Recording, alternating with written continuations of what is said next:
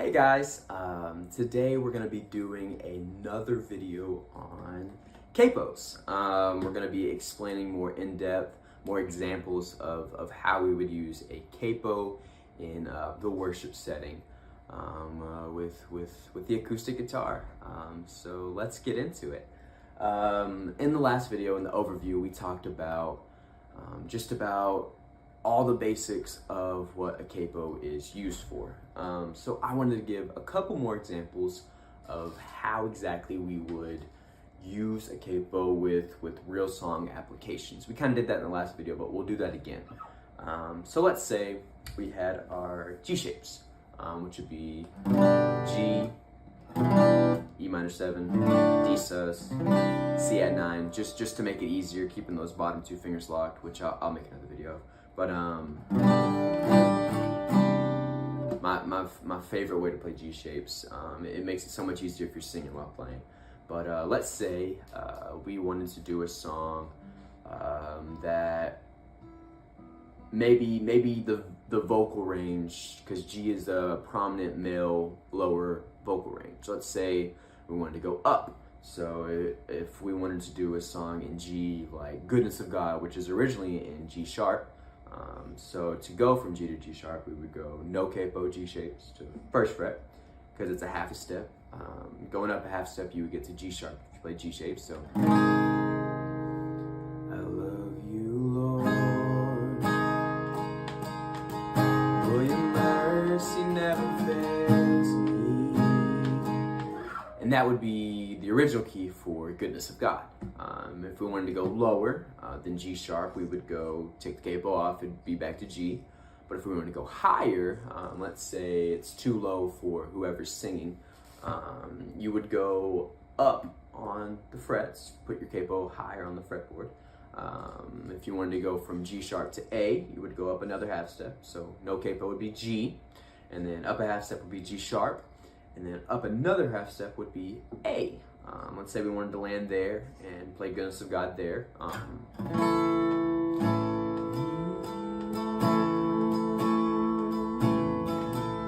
love you, Lord, for your mercy never fails me.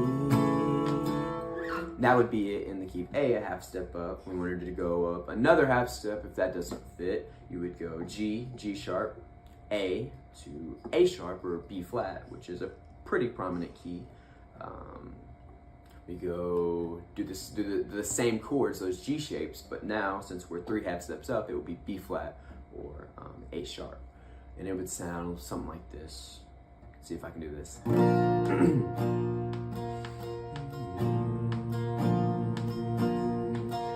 I love you, Lord, for your mercy never fails me, and all my days, oh, and all my days. It would be higher, the 3 half steps higher than G, 2 half steps higher than the original key, and or a whole step higher than the original key in G sharp.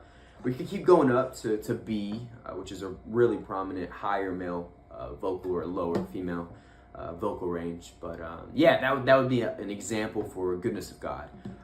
Let's say we landed back on B flat, capo 3, G shapes, that's B flat.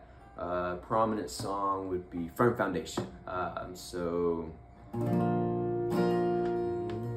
Christ is my firm foundation,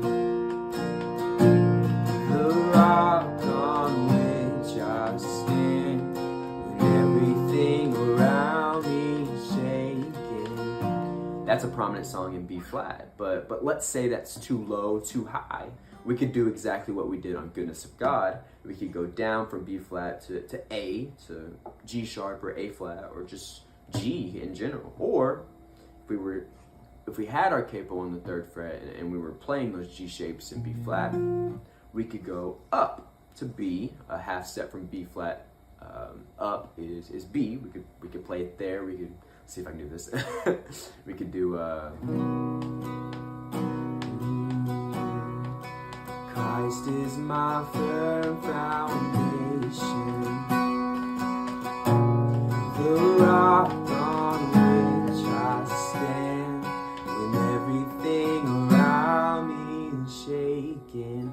That would be what it would be in B, a half step up from the original key. If we wanted to go up another half step, it would be C, capo 5 on the 5th fret, capo on the 5th fret. In G shapes, that is C. We could do that there. Oh no. Christ is my firm foundation,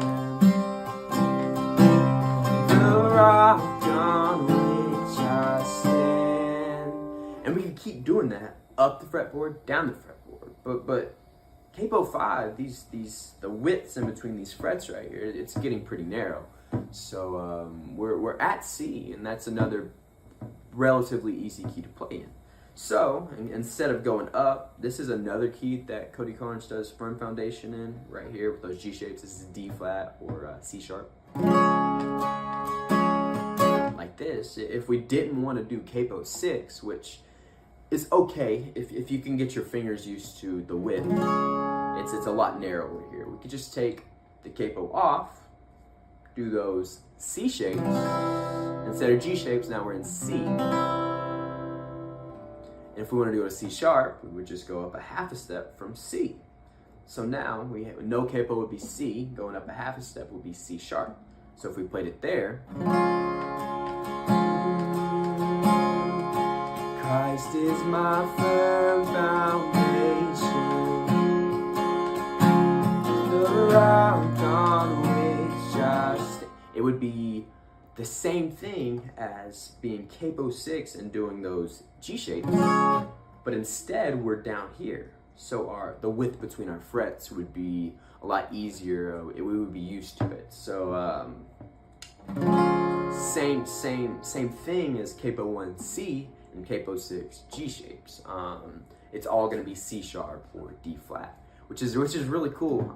Knowing that you can manipulate the key that you're in based on wherever you put your capo at. It really helps. Like I said last video, it really helps with vocal ranges. I'm not the highest singer. I know it was apparent last video. So being able to go down really helps me. So let's keep going with the key of C examples, doing the C shapes. So no capo would be C. That was C sharp on fret 1. If we did fret 2, capo on the fret 2, that would be D. Say, What a Beautiful Name It Is, great example of key of D. When I just play this, that just reminds me of what a beautiful name it is. But let's do something maybe a little faster. Glorious Day. That's originally in D, I believe. So if we did that, you call my name, I cannot sing it. And I ran out of that grave. There we go. Out of the darkness into your glorious day. So that would be capo 2, those C shapes, but playing in the key of D because we're up 2 half steps. If we keep doing that, going up to D sharp, that's capo 3, and then we go to, that would be E flat on capo 3, and then we do E. Some pretty popular songs like Waymaker's in E. I don't know the chord progression for that.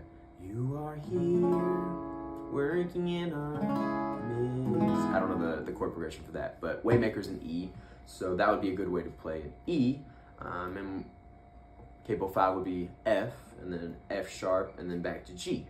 But let's say, like we were doing before, capo on all these frets up here, the distance between the frets gets a lot narrower, gets harder to play.